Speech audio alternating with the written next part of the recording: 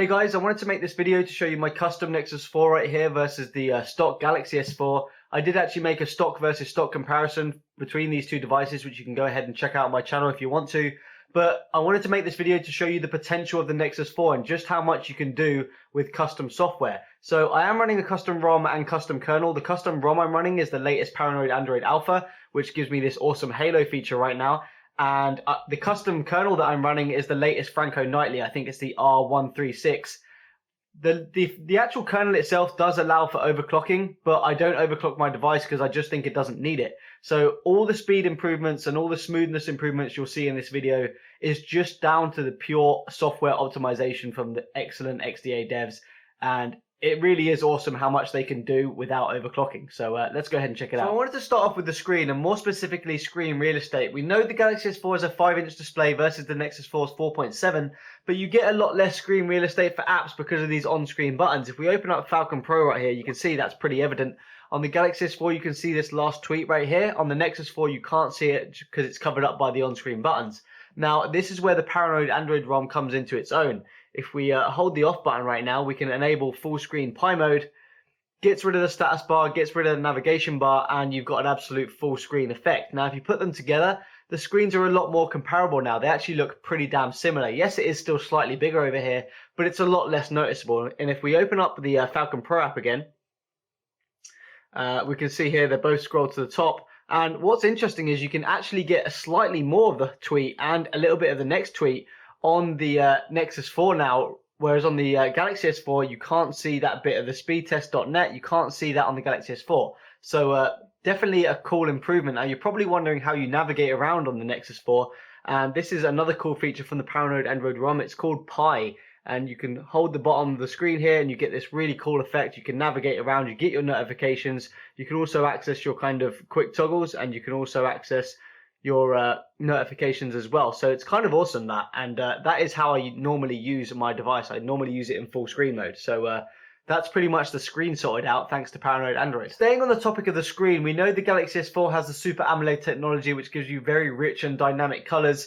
The Nexus 4, on the other hand, has the IPS display, which on stock colors kind of looks a little bit disappointing. Now, if you have a custom kernel like Franco, he does give you the ability to change the colors. It gives you different gamma levels, and they do look a hell of a lot better. If I just press the default values right now, you can see the screen change.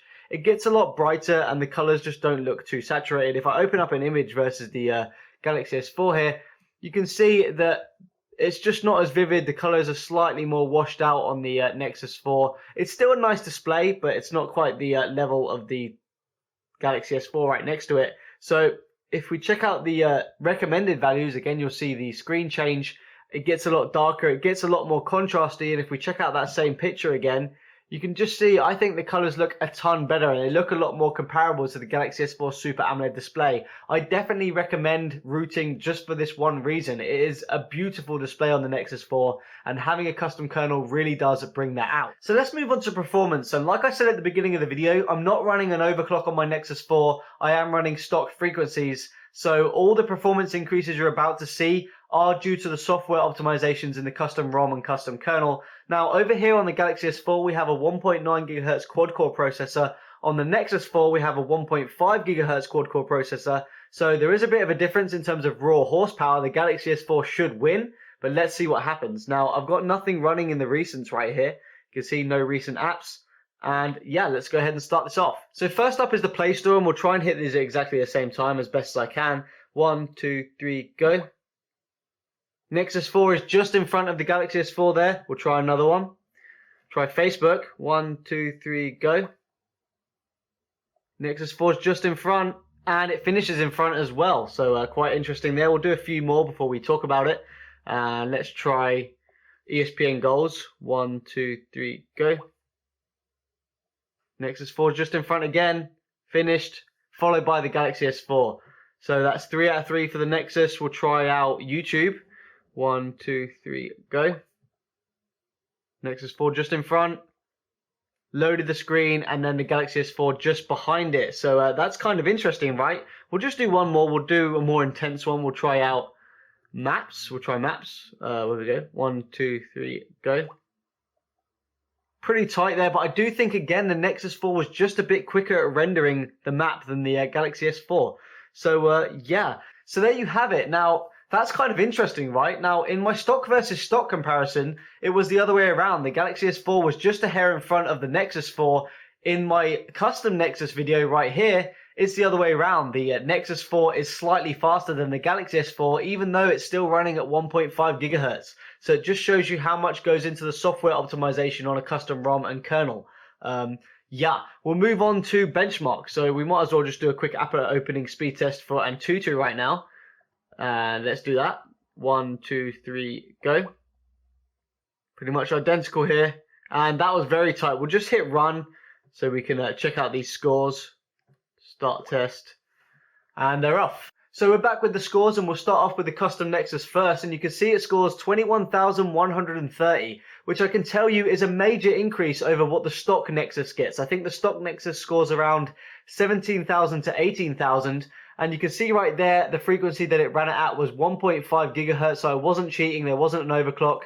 That score increase is just down to software improvements on the custom ROM and kernel. So that's pretty damn impressive. The Galaxy S4 over here, you can see scores 25,157, which is a very good score. And it does beat out the custom Nexus 4, but it's a lot closer than it was on stock Nexus. So that's pretty impressive, right? You know, the Nexus 4 on stock scores 17,000 versus the 25,000 over here. The custom Nexus on the same frequency scores 21,000 versus 25,000.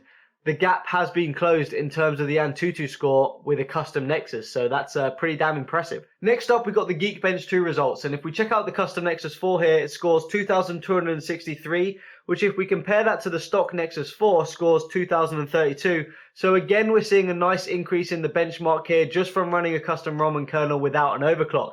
The Galaxy S4 over here scores a massive 3,234, which is huge, and it's like 1,000 more points than the Nexus 4. But, you know, we've seen from the tests that I did previously in the app opening that benchmarks really don't mean that much. You know, they're just kind of numbers. We're definitely not seeing this massive increase in terms of performance over the Nexus 4. So that's kind of interesting. So there you have it, guys. You can see the drastic performance increases just from having a custom ROM and kernel on the Nexus 4.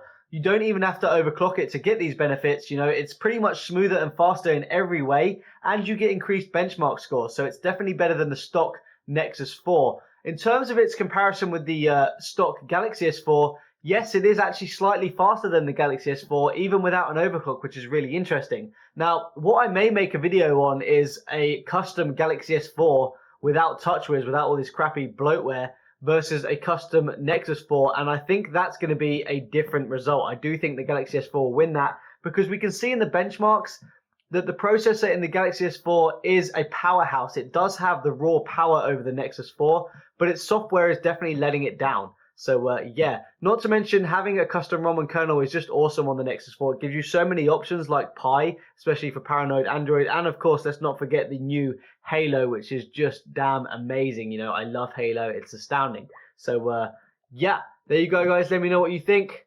Peace out.